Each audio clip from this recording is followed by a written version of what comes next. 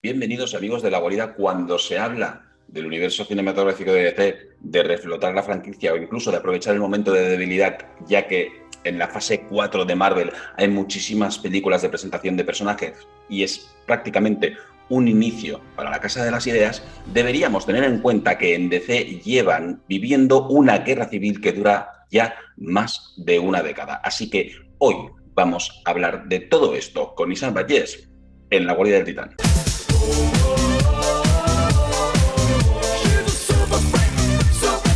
Pero primero de todo vamos a poner un poquito en contexto porque DC no es solo DC, también sabemos que está Warner, pero es que Warner le ha comprado otra empresa, con lo cual vamos a hablar un poquito de cómo está el esquema ahora mismo, el esquema empresarial de DC. Esto es DC Entertainment, donde Jim Lee preside y Geoff Johns es el editor ejecutivo, ejecutor de cosas tochas. Podríamos decir que a lo mejor está contratado porque está ahí como en un rincón. No vaya a ser que los demande por haber hecho guiones y luego haberlo prácticamente despedido. Esto es Warner Bros. Entertainment, donde Ann Sarnoff, hace prácticamente un año, sucedió a Kevin Tsujihara, que llevaba ya un tiempo y en teoría era el ejecutor de este universo expandido de DC. Y esto es Warner Media, donde Jason Kilar desde el 1 de mayo de 2020 sucedió a John Stankey y John Stankey subió directamente a la presidencia de lo más grande, de AT&T. Por lo tanto, podemos decir que Jason Kilar prácticamente es un peón del señor John Stankey.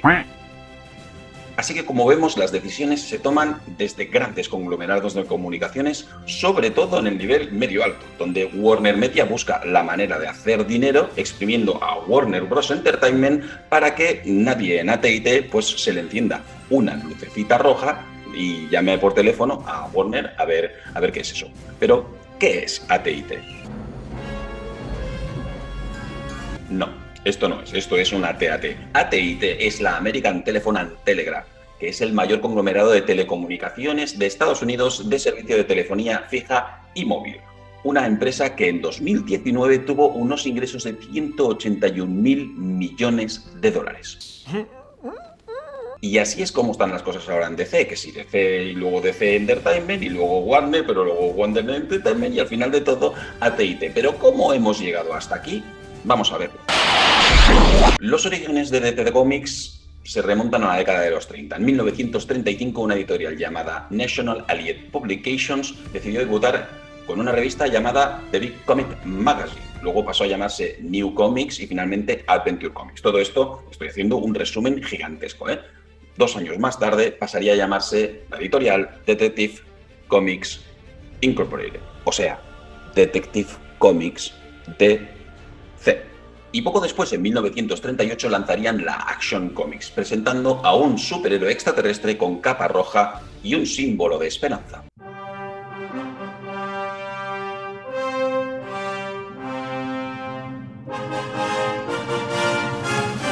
El éxito fue absolutamente inmediato y extraordinario, por lo tanto vinieron más superhéroes. Llegaron rápidamente también Batman, la Mujer Maravilla, el primer equipo superheroico de la historia, la Justice Society of America.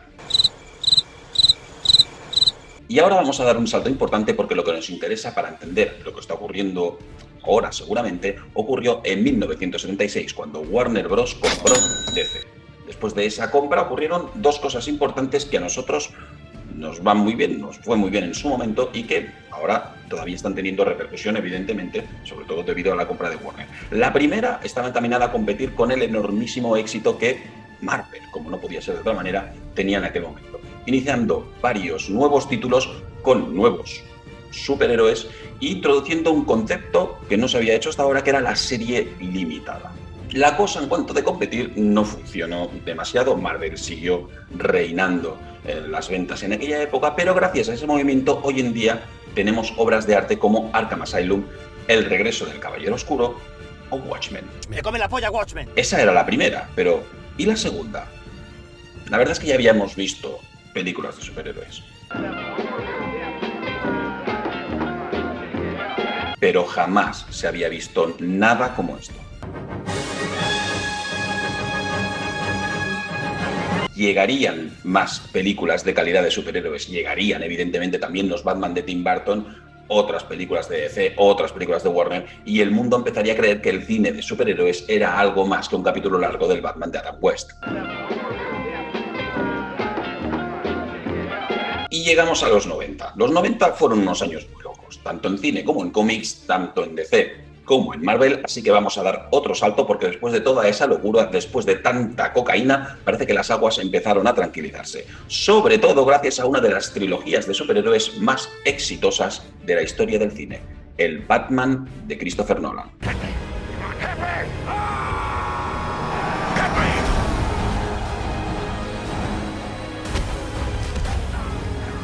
Introduce a little anarchy.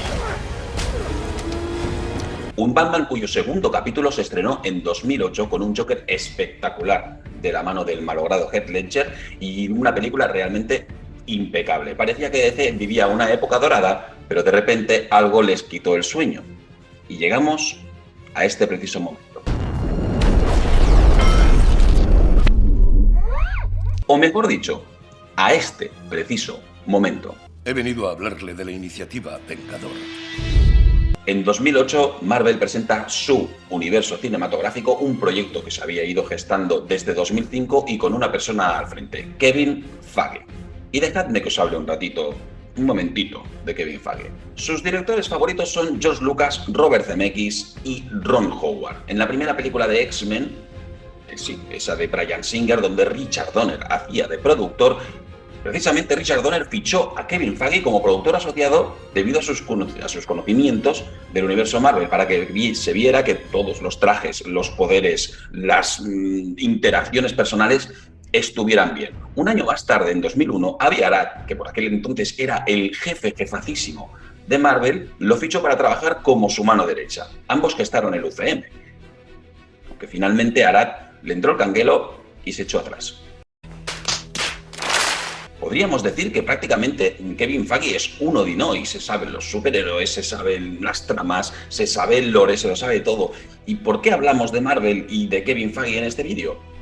Pues para ver cómo funcionan las cosas cuando en una empresa se coge a la gente que se tiene que coger, se pone a la persona adecuada en los puestos adecuados.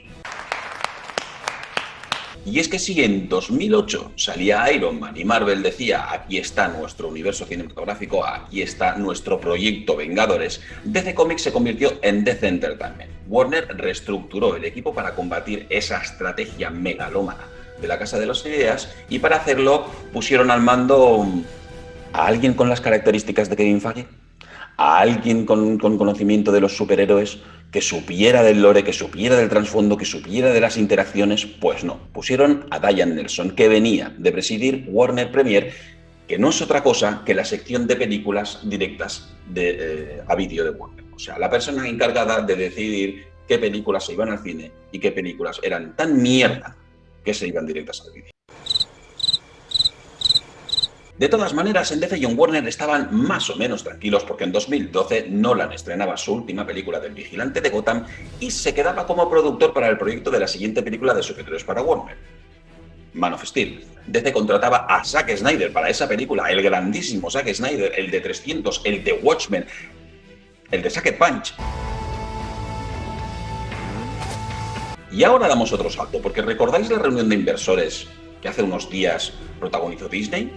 No fue una fandom, ni una Comic Con, fue una reunión de inversores donde lo petaron lo más grande en las redes sociales. Pues en 2014, en octubre del 2014, hubo una reunión similar que tuvo lugar en las oficinas de Warner Bros.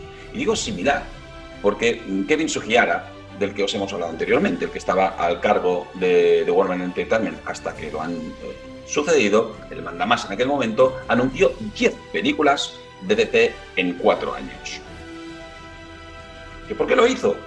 Pues dicen las malas lenguas que en Warner estaban un poco nerviosos porque Marvel precisamente le había pasado la mano por la cara al Superman de Zack Snyder con la historia de un mapache, su árbol y el gordo de Parks and Recreation.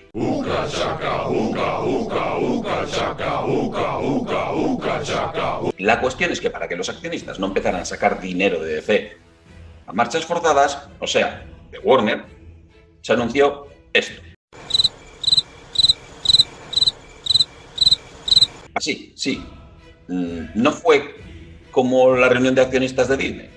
Sugihara, o como se pronuncie, les enseñó esto. En fin, un triste PowerPoint indicando las películas. Yo la verdad es que prefiero las reuniones de accionistas de Disney, tengo que decirlo. En fin, vamos a lo que realmente importa. 10 películas fueron anunciadas en ese PowerPoint, en ese evento de accionistas. Batman vs Superman y Suicide Squad para 2016, Wonder Woman y Justice League para 2017, The Flash y Aquaman para 2018, Shazam y Justice League 2 para 2019 y Cyborg y Green Lantern para 2020. En fin, ya lo habéis visto, hay 4 películas que aún no se han hecho y difícilmente veremos que se hagan en los próximos años. Creo que podremos hacerlo. En 2015 pasa otra cosa muy importante para DC, no tan importante para Warner, porque ese conglomerado es gigante, pero es que Warner decide que DC está muy lejos y tras más de 80 años en el mismo edificio, Diane Nelson, Jim Lee y Dan Didio les dicen a sus trabajadores, a los de la editorial de DC, que deben desplazarse de costa a costa de Nueva York a Los Ángeles. O sea, fue realmente una tragedia porque el 70% de los trabajadores de esa editorial se quedaron por el camino. Parece como si a Warner le diera un poquito igual la editorial de cómics. Nah, una mieja, una cosa pequeña. Y en 2016, la hecatombe.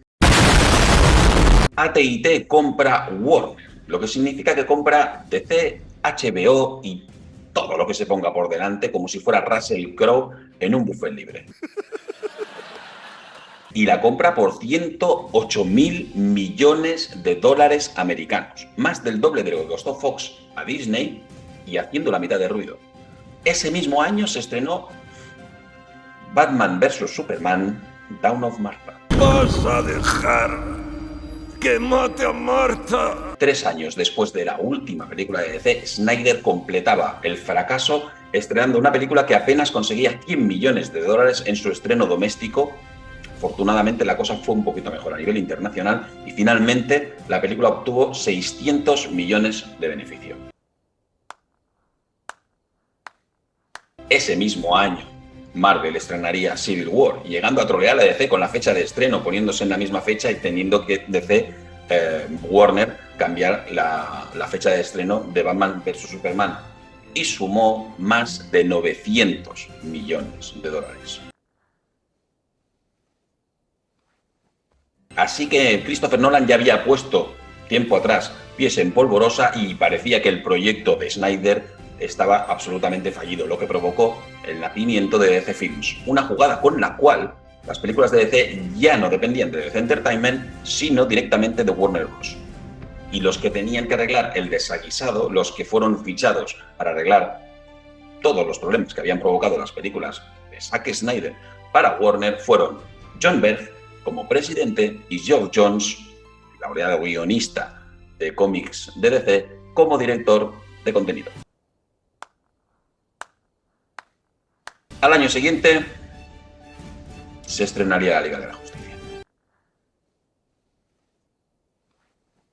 Muy probablemente Berg y Johns fueran los responsables de decidir si la visión de Zack Snyder en esta película era la correcta y evidentemente decidieron que no, dándole el proyecto a Joss Whedon y al bigote de Henry Cavill, y no nos olvidemos, y a Ben Affleck, que ayudó a cambiar el guión para que tuviera continuidad con el Batman en el que ya estaba trabajando. La película fue un absoluto desastre de crítica, de fans, de todo, no había por dónde pillarla y casi inmediatamente a las críticas que provocó esa película, Zack Snyder dijo que esa no era su visión y que su visión, su película, era muchísimo mejor, promoviendo, haciendo estallar en las redes sociales el release de Snyder Cut. Como si lo que hubiera hecho hasta entonces Snyder pues fuera digno de mención. ¿Vas a dejar que mate a Martha? ¿Y quién pagó el pato de todo esto? Pues los recién llegados, John Berg y Geoff Johns, a quienes les enseñaron la puerta de salida. Está despedido. Está despedido. Está despedido. Por cierto que quienes les sustituyeron fueron Chantal Long y, ojo peligro, Walter Amada. Creo que podremos hacerlo. En 2018, 2 años más tarde, se completaba la compra de Warner por AT&T, después de que vieran que no fuera monopolio y todas estas historias que hacen en Estados Unidos. El tema jerárquico corporativo quedaba como cuando ha empezado este vídeo, lo que os he contado de primero DC, hasta AT&T. Pero para hacerlo más gráfico, os lo mostraré de la siguiente manera. Esto es DC Entertainment. Esto es Warner Bros. Entertainment. Esto es Warner Media. Y esto es AT&T. Evidentemente, toda reestructuración empresarial conlleva una gran responsabilidad, conlleva unos despidos por un tubo, sobre todo en empresas subsidiarias que se comieron las unas a las otras. Afortunadamente, en DC Entertainment se les habían comido tantas veces que ya no quedaba absolutamente nada que masticar. Sin embargo, Diane Nelson, ya que a ella no la echaban, pues decidió largarse ella misma porque estaba un poquito hasta las narices de cómo estaba funcionando todo, convirtiendo a Jim Lee, tío que estaba aguantando estoicamente su momento, como amo y señor de la editorial. Entre 2018 y 2019, el 30% de la plantilla de Warner se fue al carajo. Y en 2020 las cosas no fueron mejor. Dan Didio, tras casi 2 décadas trabajando en DC, salió por la puerta de atrás y aún no se conocen los motivos. Warner no ha dado ninguna información al respecto. Dan Didio no ha abierto la boca, pero lo que es verdad es que este hombre, puntal en el universo DC durante muchísimo tiempo, adiós muy buenas. Y el 24 de abril de 2020, en plena pandemia, ocurrió algo realmente importante para el tema que está pasando. John Stankey, que venía de ser directivo ejecutivo de Warner Media, se convertía en el jefazo máximo de AT&T. En esa misma rueda de prensa donde se anunció que John Stankey sería lo más de lo más, también se dijo que Time Warner había generado una deuda de 200.000 millones de dólares. Así que todas las reestructuraciones no habían sido suficientes y para el tema que nos ocupa, el verano pasado, en agosto de 2020, se notificó el despido del 40% de la plantilla de la editorial de DC.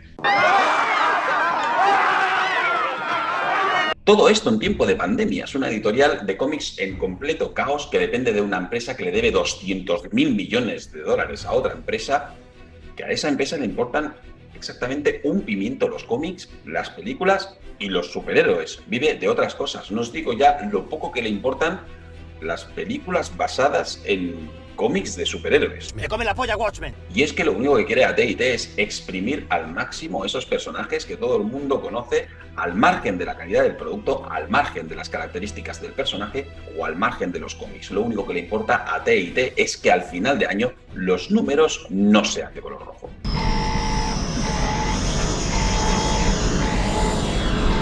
¿Y cómo piensan hacerlo? Pues muy probablemente como llevan haciéndolo desde hace muchísimo tiempo en Warner y ahora en AT&T. Y es que uno de los grandes problemas de las películas de DC desde tiempos inmemoriales es que hay demasiadas personas metiendo la mano en los proyectos. Y por eso también hablábamos antes, en este vídeo, de Kevin Feige.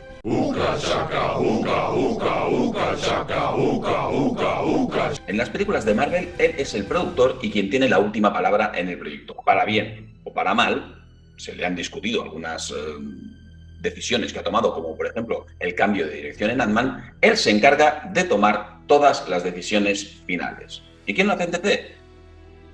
Pues no sabemos, porque productores hay muchos. Si tomamos como referencia la última película de la compañía, tenemos que Wonder Woman 84 está producida por Charles Robert, Deborah Snyder, Zack Snyder, Patty Jenkins, Gal Gadot y Stephen Jones. Toda esa gente se supone que se tiene que poner de acuerdo para hacer un producto de calidad homogéneo cuando cada uno tiene sus ideas, sus pensamientos de cómo es Wonder Woman, sus sensaciones, sus ganas de meter sus mierdas en las películas, como por ejemplo arañas gigantes. Ya conocemos todos el ejemplo de las arañas gigantes, pero dentro de un universo que se supone que debe ser homogéneo, ¿no? Dentro de un universo expandido que se supone que debería ser pues eso, ¿no? Que todo fuera más o menos parecido, pues deberían como mínimo haber los mismos productores. Si no digo uno, digo los mismos, pero tampoco. Porque en el caso de las películas de Dwayne Johnson se trae siempre a sus propios productores. Siempre son 2 hermanos que siempre producen sus películas, que son, por ejemplo, en el caso de Black Adam, serán estos productores. Sin entrar en la Suicide Squad, la de James Gunn, que seguramente pues, es un proyecto, un producto pues un poquito más fuera del universo expandido de estos superhéroes de Superman, de Wonder Woman, de Black Adam, de Shazam, pues tenemos, por ejemplo, el caso de Aquaman, ¿no? Y Aquaman tiene los siguientes productores, que son Rob Cowan y Peter Safran, que no son ninguno de ellos dos, son los que hemos dicho antes para la película de Wonder Woman 84. Y si ya nos vamos al Batman, de The Batman, de Robert Pattinson, tenemos otros productores, que son Dylan Clark y Matt Reeves. ¿Qué quiero decir con todo esto? Pues que DC está sumida en un caos editorial, como editorial, está sumida en un caos fílmico porque no tienen las riendas para hacer las películas, porque es Warner Media quien tiene las riendas para hacer las películas. A T&T le da exactamente igual lo que se haga mientras los números salgan mínimamente en positivo. Yo creo que ya le da igual que superen los 1.000 millones, mientras superen lo que ha costado, ya está. Y por otro lado, en Warner Media, que es quien se encarga de hacer estas películas, Warner Bros. Entertainment, hay un montón de productores metiendo la mano, queriendo hacer lo que les da la gana, y así es imposible hacer un universo. Es absolutamente imposible que se genere un universo expandido coherente, y seguirá siendo absolutamente imposible que se genere un universo expandido coherente de DC mientras las cosas sigan así. Se podrán hacer mejores películas o peores películas. Se podrá llegar a un acuerdo entre 6 productores de qué es lo mejor para que un personaje, y a lo mejor sale una película más o menos buena, jamás será memorable y jamás pertenecerá a un universo que podamos disfrutar.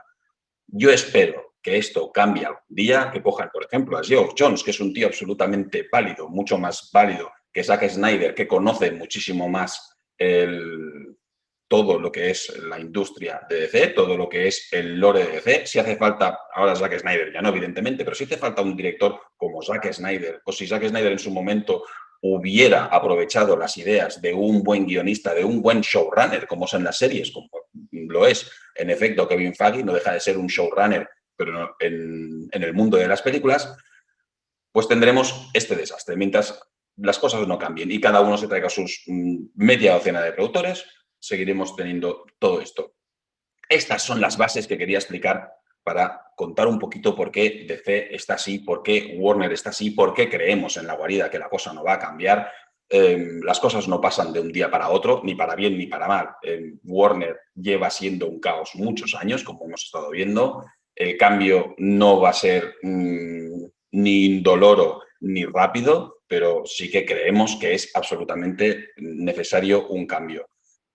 The Batman podría ser la primera pieza, que es la primera película que se sale un poquito de todo lo que se ha hecho hasta ahora. Esperamos que sea así, esperamos que DC tome un rumbo coherente con lo que quiere hacer. Si son películas de serie limitada, como decíamos antes, en plan Watchmen o La Broma Asesina o Arkham Asylum, fantástico. Si quieren hacer un universo coherente, tienen que empezar con una persona que genere esa coherencia. No doy más la chapa, ha sido un vídeo largo, muchísimas gracias los que habéis llegado hasta aquí. Espero que os haya parecido interesante, dejadme todos los comentarios que queráis en la caja de comentarios, si os ha parecido bien, si os ha parecido mal, si meteríais todavía más morralla. Yo soy Sam Vallés y esto es La Guarida del Titán.